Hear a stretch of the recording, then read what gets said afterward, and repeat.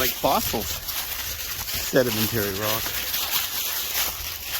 So it's not a fossil, but I always wonder what those lines, weird lines are.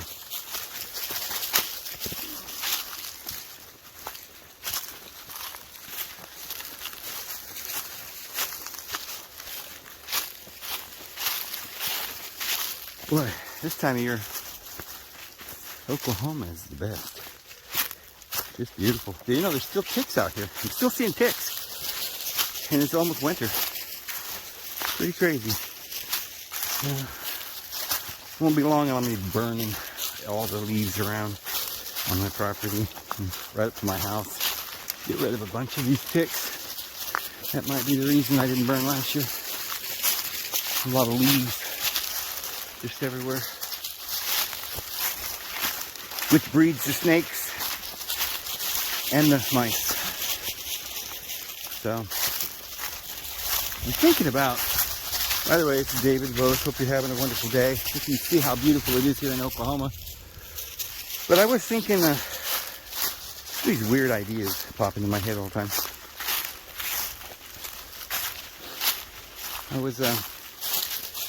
I know they make them, but I'm not sure. Oh, I just ran into a tree limb. Oh, that knocked my glasses off. See, they all have that. Little lines. Weird, like little mold. They're like cast into a mold, these little rocks.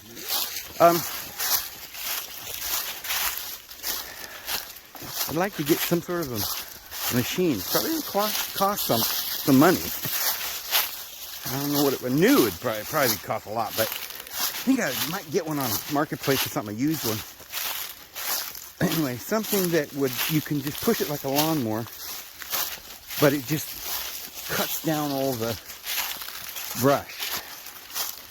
You know, now I know they make big ones like on tractors. They do that around here, but you know, I'm not going to buy a tractor. That would cost a few $1,000s for sure. You can rent them too, but I want to get one that's like a little push thing. And I'm not sure if they make them, but I think I've seen them. I have seen them, but I don't know how. They probably don't cut down like. What is that noise?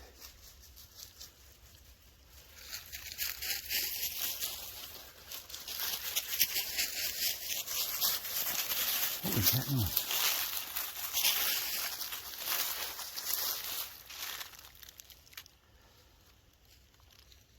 Huh. Did you hear that?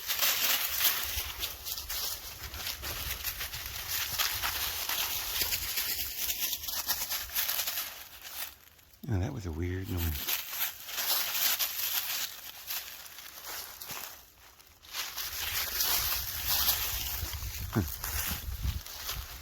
Wasn't a bird. Anyway, I've seen them.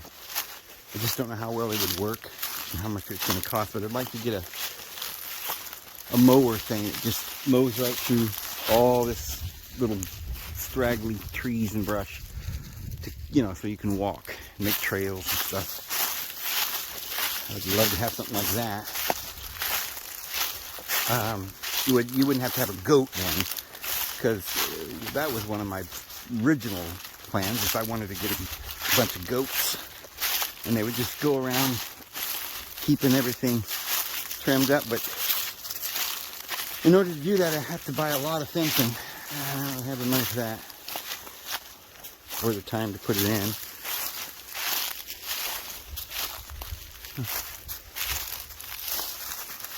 Maybe that noise was a dog or something yipping. I never heard him yip like that. Could be a neighbor or something somewhere. Like I say, it's deer season, so I'm a little leery about going through here, because I've been through here before during deer season and come face to face with a hunter, and I was like, you know, sometimes they think you're a deer and shoot at you. And I am wearing red today, so yeah, I've been shot at before too in deer season. Thank goodness. Borders protect me that day. keeping an eye out for somebody in the woods or something, because that noise is an odd noise.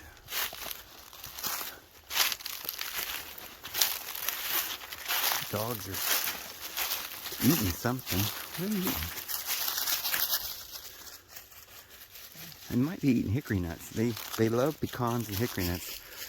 It's probably about that time of year where the nuts fall. And they're eating them. What are you eating, guys? Mushrooms? Don't go crazy on the mushrooms. What are you eating? It can't be nuts, because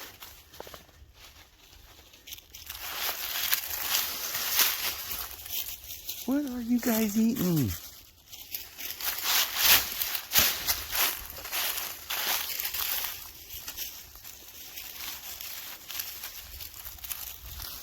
What you eating?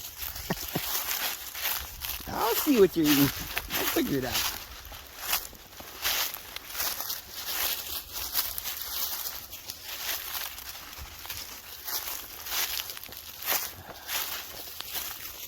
I just have a real weird feeling that we're going to come across the hunter. So I'm going to go slow.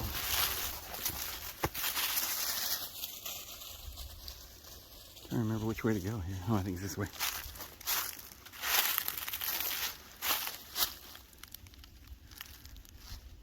My trail is not even, can't tell where the trail is sometimes.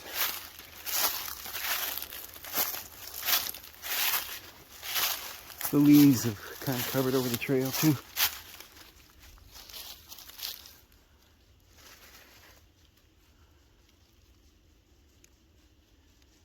Huh.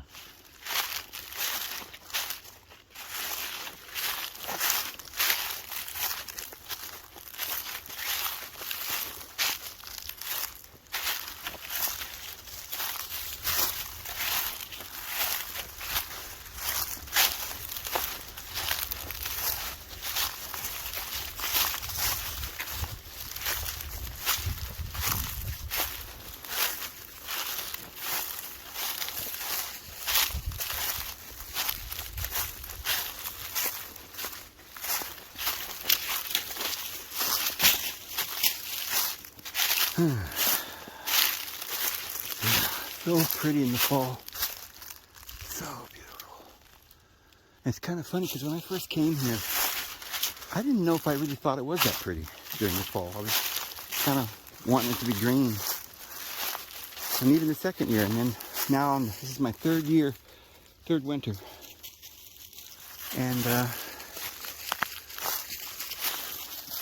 I finally come to the place where I think I do like it here in the winter better than in the summer. It's kind of flipped again. It's like when I was in Idaho, I hated the winters. And I moved to New Mexico, and then I loved the winters there. But the summers, I loved them kind of equally. I enjoyed both. But here, I don't like the summers at all.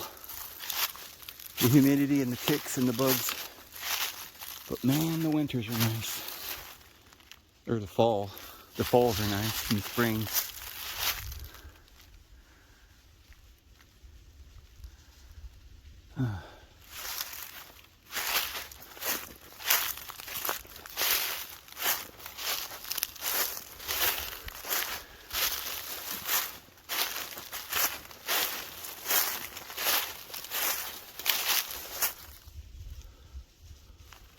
Yeah, I didn't feel good for a while. I haven't felt good for a while. I didn't know what was wrong. I knew something was wrong. It wasn't like I had, some kind of pneumonia or anything like that. It wasn't, there was something off. I mean, my skin was itching. I felt like I had bugs crawling on me at times, and I started getting kind of real dry skin, and I didn't feel right. I was tired, unusually tired, which I'm not usually, like that. And I thought, well, maybe something I haven't been eating right and stuff, and getting exercise like I should. I don't know. I didn't know what was going on. It was just something. Couldn't sleep sometimes, and headaches at times, or just things that wasn't normal.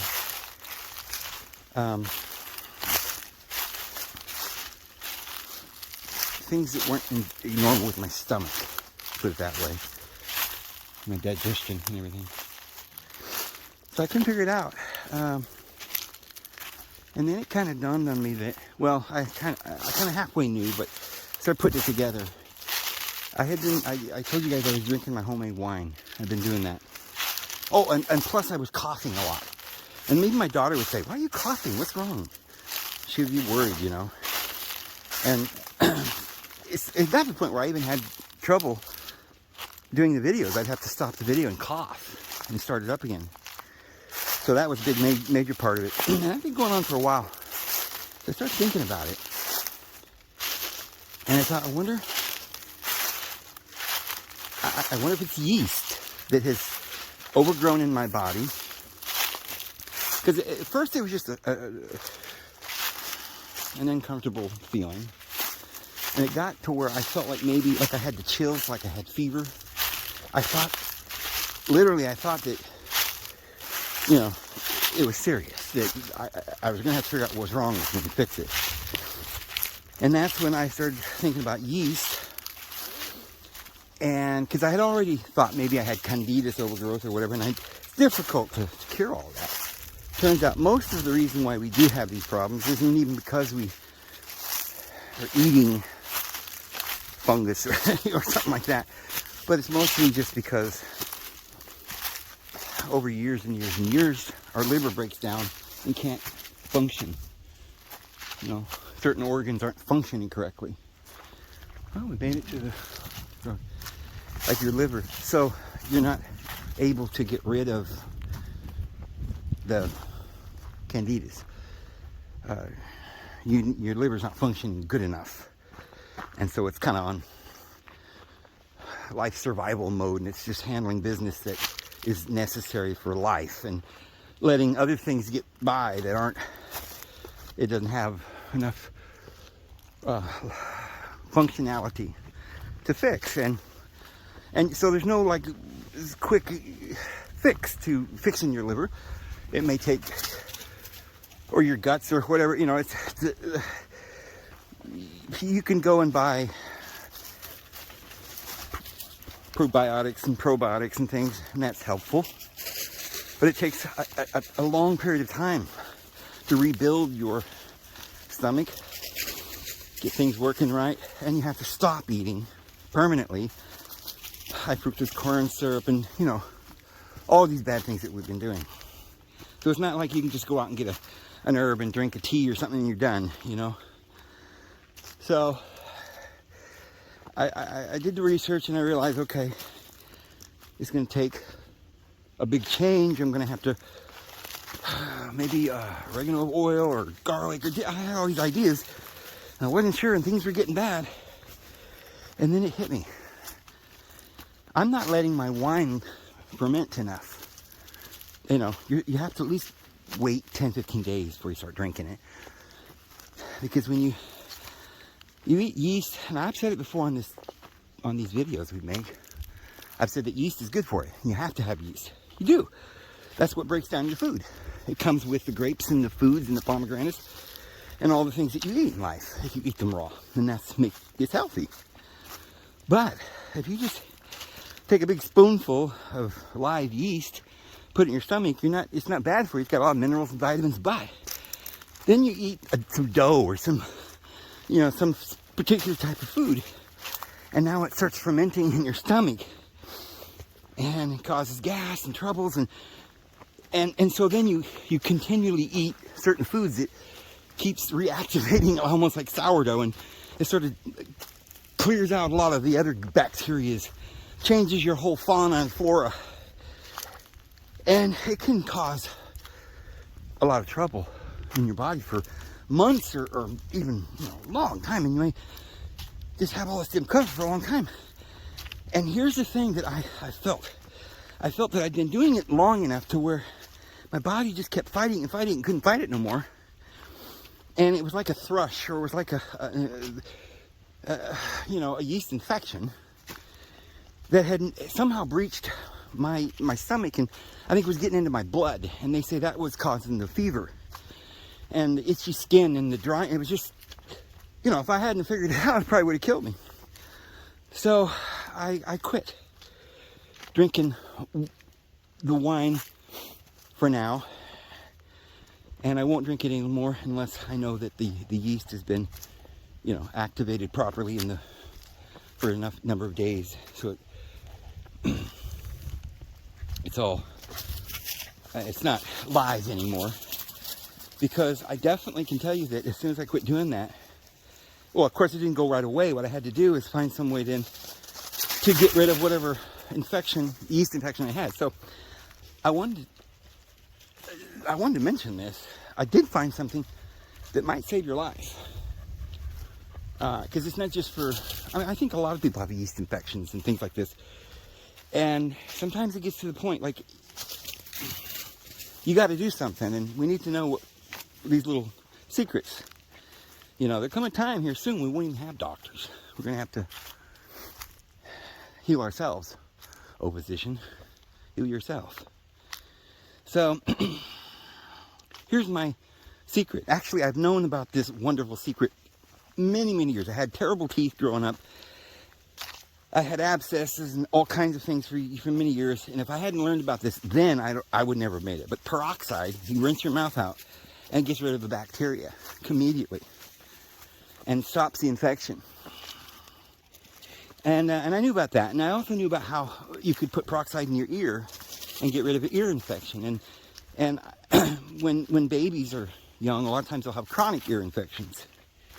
And when they take them to the doctor, they put them on antibiotics, and then they continue to have reoccurring infections because their body never learns how to overcome the infection itself.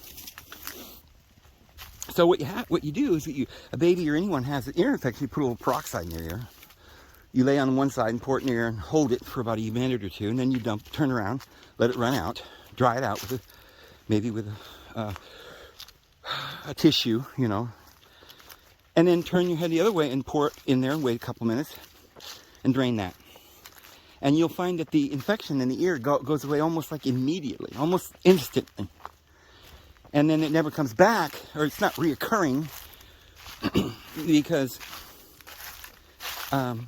it leaves some of the infection in your ear, but a very small amount to where your body then can handle mopping up that part, and then you develop a resistance. Well, anyway, I've known about peroxide for a long time, and I know how important it is to have it in your medicine, cabinet, because you keep it, and you need to stock up on it, guys, because we're going to need it during the tribulation. But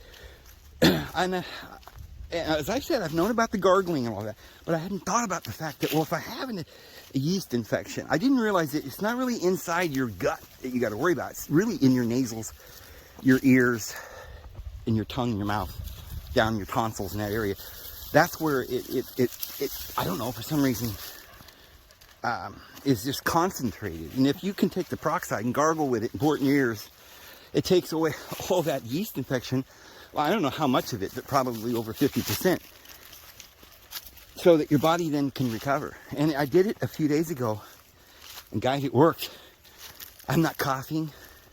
It was just a miracle. So, hallelujah. Well, I'm really encouraged by that. Oh, man. What we got up here? Isn't this beautiful? Isn't this just beautiful? Wow.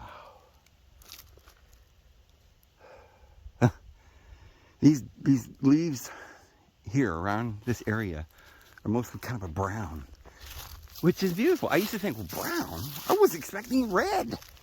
There is some reds, and some bright yellows here and there, but the browns are just so beautiful too, and with some, auburn hues and burnt siennas and stuff, and it's just awesome to me. I mean, look at the red colors, and so most of the leaves have already fallen. Some of the trees don't have any leaves, but there's just enough leaves that hang around in the trees for like another month or so. So you have a long period of this beautiful, colorful landscape.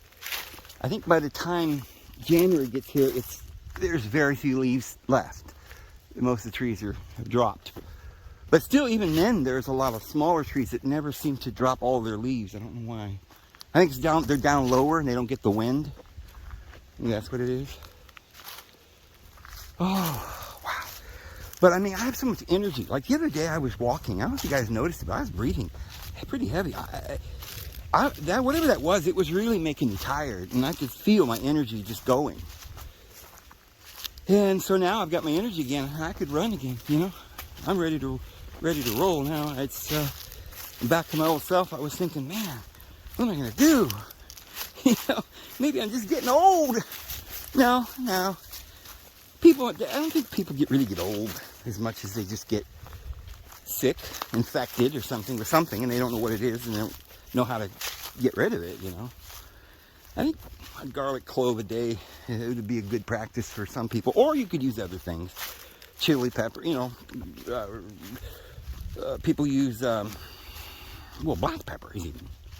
I don't think a little sprinkle is enough. I put lots of black pepper. That's very healthy. When you start sweating, yeah, it's very healthy. But you know, jalapenos are good and stuff. But I was thinking of, the oil of oregano is very good. So oregano would be a good herb, put in your spaghetti and stuff. But, man, I was thinking, well, fennel tea is good. Oh, I love it. It's like licorice. You know, I go out in the yard and dig up some dandelions, make some dandelion tea or stuff like that. Bilberry is good, and all these kinds of teas are great. Saffron is supposed to be good. But, you know, I think when you drink a glass of tea, you think, well, I don't know, not that big, important, didn't do that much for me. I don't drink tea. But you see, it's not something you just drink one glass of tea and it cures you of everything. You got to do it every day. You know, and we're just in the habit of just drinking coffee. Coffee's okay. Drink all the coffee you want. But start incorporating these herbal teas. They're all important and good for you, but you got to do it every day. Over a long period of time, it will strengthen your immune system and your health. It will strengthen your health, but you don't just do it once. And that's something I didn't understand when I was younger. I'd drink a glass of tea and I'm like, it didn't do anything for me. No, I want to do that again, you know. Too much trouble for nothing. Nah, it's not too much trouble. It's something you got to do every day. It's life. I make coffee every day. You know, I admit I don't drink enough tea myself, but it's, you know, camping's hard to, sometimes, I'm still kind of not where I need to be, where I've got things in that situation where you can just live kind of, I don't know, like what's the word? Oh, let's see. Some people who plan their life out. They get up at 6, they have breakfast at 7, you know, and lunch is always at noon sharp, and then they do take their walk. And I've never been like that. I'm so unorganized, and if I want to sleep in, I sleep in, or if I want to... I looked down and I thought I saw a snake or something, but I don't think there'd be any snakes this time of year laying around like that. But anyway, I'm not an organized person. I'm just, you know, I think it's because I'm so busy thinking and praying and searching in my soul that I'm not really thinking about anything else. Like, when's my dinner time or when's my bedtime? I just, you know, so it's been hard for me to, regimentary, you know, lifestyle. But it's been kind of hard for me to get into a rhythm here, because I just, you know, still kind of like camping here. I don't have electricity here, running water. So, but you know, that's probably going to be the way it will be for the rest of our days on this earth, because of the tribulation we're about to go through. But not necessarily, you know, guys. We've got big things are going on. We've making big progress up there in Rob Lapine's. Just, yeah, pray for him, brothers. Pray for us to have, you know, this place that we can go to as a place of safety and refuge. We got 1,100 acres, and the Lord's blessing us. And we need to pray for our brothers that are, come together trying to make it possible so we can get through this, guys. But we've got this 1,100 acres up there, and probably by spring or I'll have to let you know, as we go what's happening. But more than likely, between now and spring, many thousands of people will be going to that area, and we're gonna have, each little cabins and places to live and work, and health care system on the premises. We're gonna have our own elders and our own health care workers and our own gardeners, and we're gonna work together. We're gonna get through this. So keep this tentatively in mind. I don't think anybody's taking off at the moment yet. We're still working on the winter's here now, and we got to kind of wait till spring. And just pray that this all is done and in the Lord's timing, guys. And I think we're gonna have to, all of us, prepare to get out there, and meet at the appointed place. Isn't that what that whole thing is about? The appointed seasons and the appointed place that we gather, and all the more you see the day drawing near.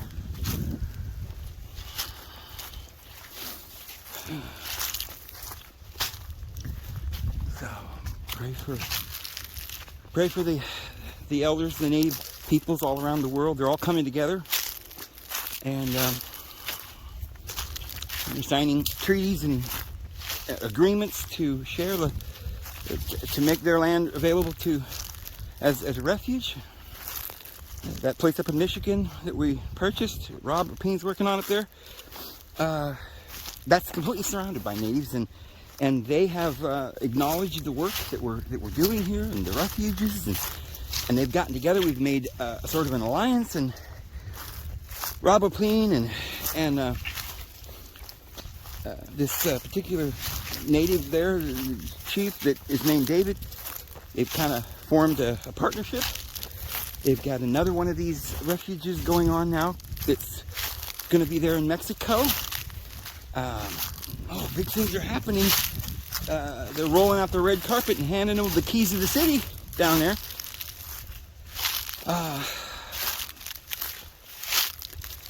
Things are happening. And we're hoping that this is going to go worldwide. Everybody's going to need a place of safety. I don't understand how it's all going to work, because it's in the Lord's hands and it's in His timing.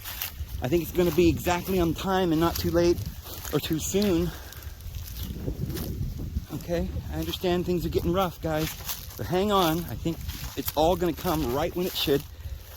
And so some of you are probably thinking, well, how am I going to get there? I mean, well, like I said, we might have refuges in your area by that time. We're trying to, that's why we need your prayers. And, share the message. That's something you can do. Download these videos so they don't, when they get taken down, that you have them. You can distribute them because they have the message of eternal life. And we need the people to hear it. Because if they don't wake up and they end up taking this jab, we just don't know what will happen to them. It isn't going to be good, though. And, now I don't want you to be sad in your heart and think, well, there's no hope then because everybody's got the jab and they're all going to die and go to hell. No, I don't believe that. We don't know. I don't understand. Because first of all, the jab itself isn't the mark of the beast. The mark of the beast is a willingness and an obedience. And the mark is proof or validity.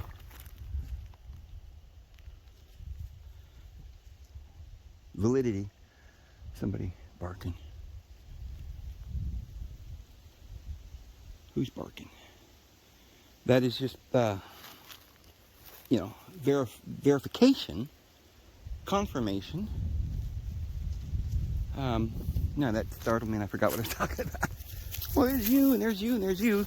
Okay, so where's Boots?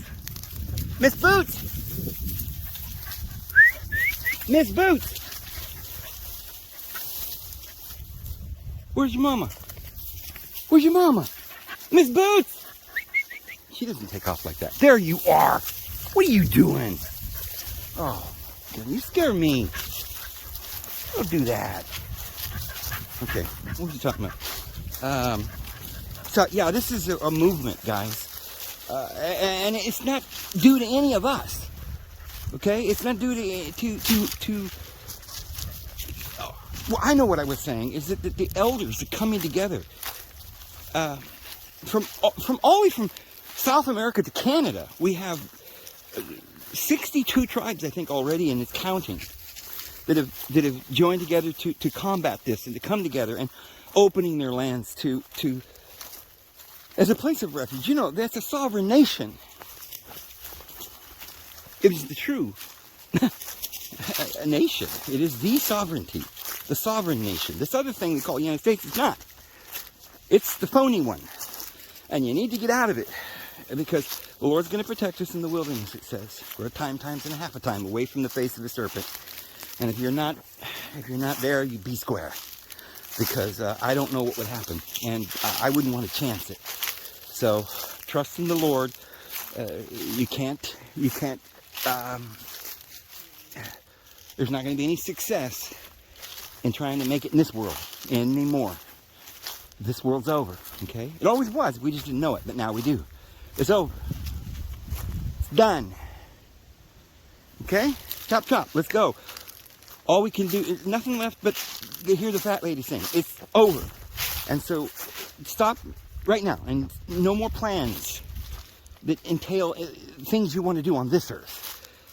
If you do have any plans on this earth, you better make sure you get them done before, probably in the next month or two. You know, like while you still travel legally. Maybe if you got a motorhome, take one more little vacation and then buckle down, because it's coming. And I don't think you're going to survive outside of the refuge. I mean, I'm not,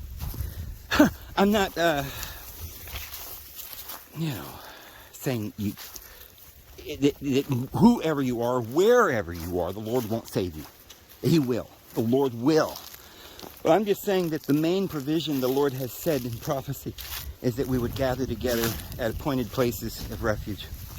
And this is scriptural, and this is what we should do if we can at all possible. And if we're stuck somewhere, who knows, we might be able to come and get you. We're going to do everything we can. I'm not promising anything. I'm just saying the Lord has promised us that He will protect us. And if He doesn't have a way for us to come and pick you up, if that's possible, then He'll pick you up Himself if He has to. Because he one thing that our Father in heaven cannot do, and that is lie. And Jesus can't lie. And Jesus told us He loves us. And that we will not perish. And we're not under the wrath. And we'll remain until He comes. But those individuals who remain will be the faithful. Oh man, I just went through spider web and I can't get it off of me. Oh my goodness. Spider webs are just crazy. They don't seem to want to, you don't know where they're at, but they're there, and once you got them on you, you can't get them off.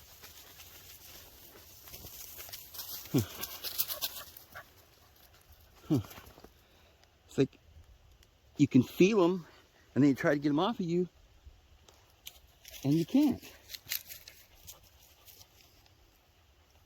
Okay, sorry. Whew, that was tough. I couldn't walk around with that web in my mind, or my mind, my face, so I had to stop there for a second. Yeah, I got stopped again, right? When I was saying something important. But yeah, we're gonna make this. We're gonna get through this. I did a video today, earlier, and it's a very important video. I hope that all of you will watch it and you'll share it, because I think it helps us kind of clarify and understand what it is we're trying to do here. We're going to the refuge so that we don't get the shot. We're, you know, whatever. We're the thing, and we're going to the refuge for support morally and spiritually and physically, because you know, the reason for our existence on this earth right now during this time is to be the ones preaching the good news of the kingdom, and then the end will come to all the nations, and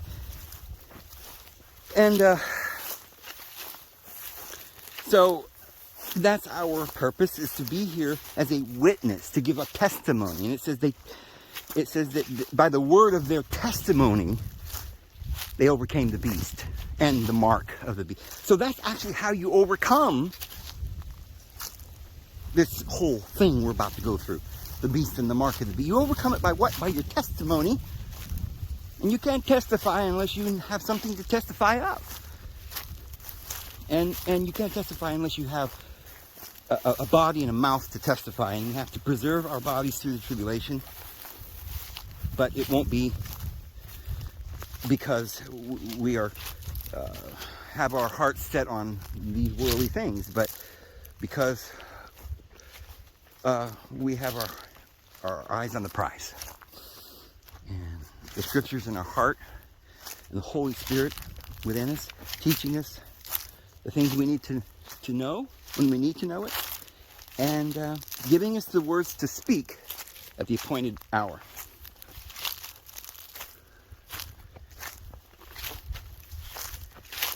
But if you find yourself in 6 months still stuck somewhere in Oklahoma, well,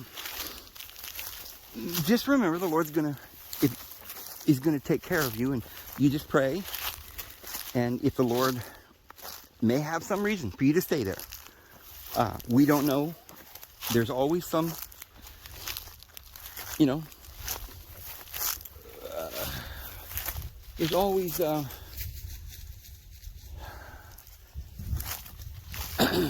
some variations.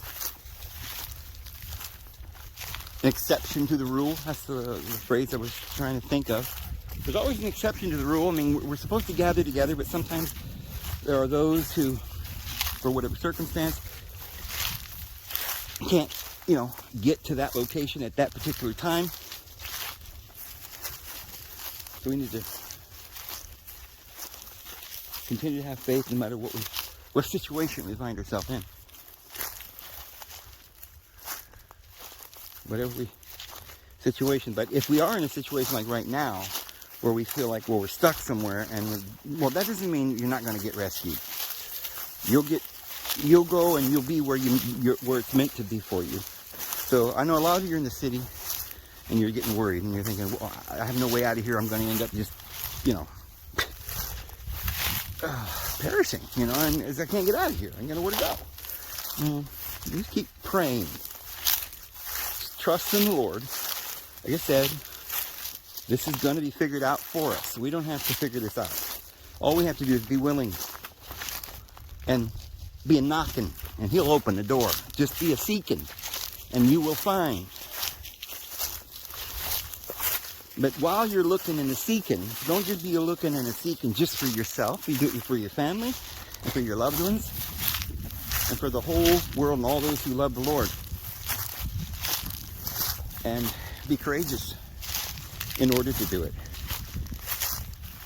And with His strength.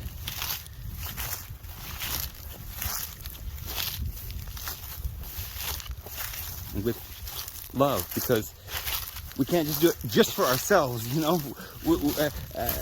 As goeth one, we go all. And we're one, you know, like a man would lay down his life for his woman. Because they are one flesh. We are one. And we need each other so much.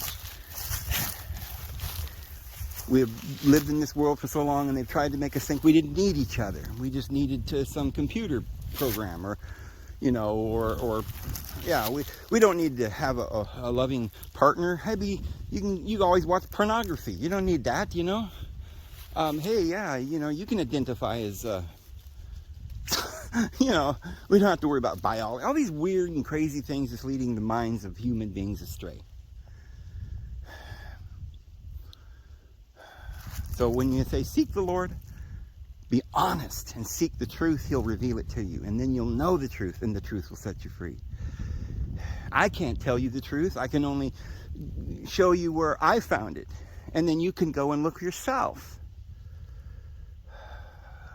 Truth is the deepest, most profound reality that's behind the veil of the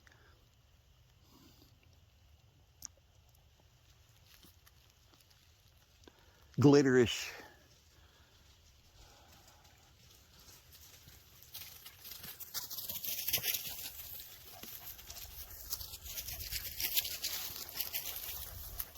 illusion we call this world. So don't let it take you down. Don't let it discourage you. Because if the Lord said it, that's more certain than if that tree is standing before you this day. Even though I can approach this tree and physically prove to you that it's real, I tell you nay. That is less real than the promise of the Lord, who said he will keep you and he will not allow you to suffer that wrath, because you're not under it. There's no condemnation. You don't deserve it when you're in Christ and when you believe in him and you're in the vine, the true vine. And how do you know? Because you have love. That is his spirit. He left a seed in us, a spiritual spark that's growing, maturing inside of us. You can find it. It's there. You think about, you feel inside of yourself ideas, and you say, well, I don't know if that's from the Lord or from the devil. Well, what is that idea? Is it telling you? Is it saying, oh, I want to be famous, and I want to be powerful, and I want to take things that, that, in other words, it wants me to have some satisfaction, have something that's not enduring and not internal and not good for all? Then that's not the spirit, that's the flesh, lust. Okay, there's fear and lust and hate, and then over here there's love, faith, kindness. You can tell the difference. The Bible says that it's the gift of our Father in heaven is given to us. And the gift of discernment, the discernment of spirit. We got to have the sword of the Spirit. It's got two edges, a two-edged sword. And it's so sharp it can cut the bone from the marrow, the inside, the center, the source from the outer, the exterior. It can, the sword of the Spirit, the word of the Lord, the truth, can discern what is the outer carnal, wicked thoughts coming from below, from the devil, who whispers in your ear, and you must say, get thee behind me. Or whether it is from above, that which is, that expression is used in the New Testament, that which is beneath, which is carnal and devilish, and that which is from above, which is holy, pure. And you can tell the difference if you understand that there's going to be a difference, and you have to look, perceive, and ask, and and knock, and you'll get the answer. Everyone will. Anyone who knocks will get the answer. Anyone who peers in and ask the question, we'll get an answer. Just be careful what you're asking. Because some people don't understand that they're constantly sending out this lustful desire. This evil, negative, take, hate, want. And that's your prayer all the time. It's like a cloud over you. And it's pulling in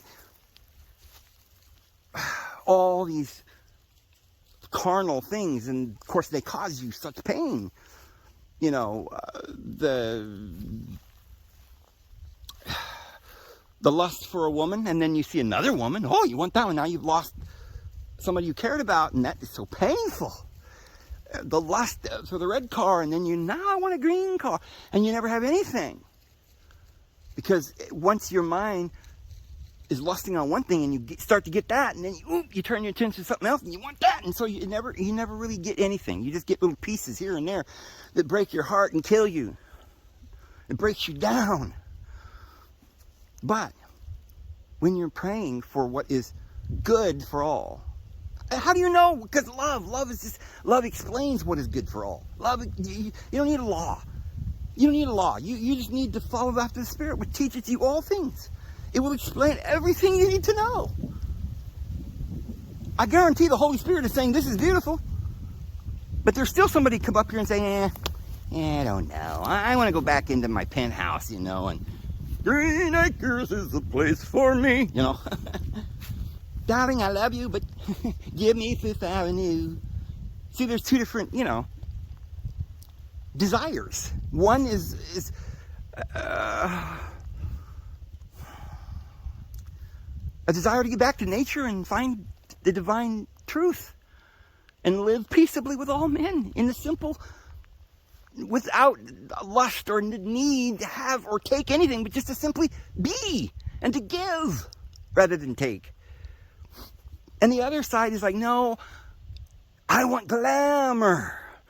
I want lights. I want to be worshipped. I want pleasure. I want always to be having what I want. I don't care what you want. Hey, I'll eat you. I don't know, but it's the other side. You definitely see the difference. See, now that I explain it, you say, oh, yeah, of course, I see the difference. Now I get it. Okay, so how is that supposed to explain whether I'm supposed to buy this, gold Rolex here? That's a good investment, Dave. What are you talking about? What am I supposed to do? Just throw that money away? I'm like, no, I don't think you should. I mean, if it's an investment, invest it. My problem is when you spend your life searching, and you got to have money to get that Rolex. Where'd you get that money? You work hard for that money, and you put it into a Rolex. Put that hard work into building your eternal tabernacle in heaven with the Lord. For you store up treasures for yourself on earth where moth and dust will consume. You got nothing. You can't take it out of here when you go. Store up your treasure in heaven. Isn't that right? And that's Blue. Miss Blue, huh? And there's little Bear, Miss Bear. And where's the other dog? Oh, there's Miss Boots and Miss Boney. Miss Bonnie. I've been calling her Boney because somebody said, did you say Boney? Yeah, what a beautiful place. But we're going to make it. The Lord's going to take care of us, guys. I'm going to go ahead and go and load this. And maybe I'll get to do 2 videos today. See you guys later. Have a good one.